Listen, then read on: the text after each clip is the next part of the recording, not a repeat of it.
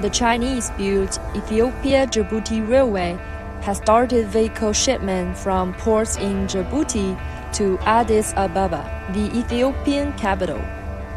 The first vehicle shipment arrived at the Indol freight station on the outskirts of Addis Ababa.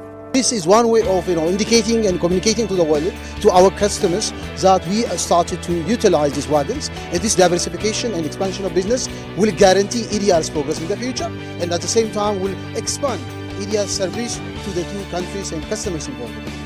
The 752.7 kilometer standard gauge railway was contracted by China Rail Engineering Corporation and China Civil Engineering Construction Corporation. It's the first transboundary railway on the African continent. The railway has also brought more opportunities for companies engaged in import and export sectors. የመጀመሪያ በመሆናችን እጅግ በጣም እድለኞች ነን።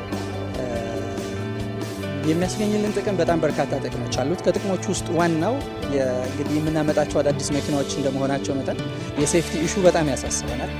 በዋገን ወይም በባቡር በሚመጡበት ሰዓት ሴፍቲያቸው የተጠበቀ ሆነው ፋይናል ዴስቲኔሽናቸው ድረስ ይመጡልናል። ካር ካሪየር ተጭኖ ከሚመጣ ይሄኛው ከግማሽ ባላነሰ መልኩ ቅናሽ ወይም ዲስካውንት ያለው ነው።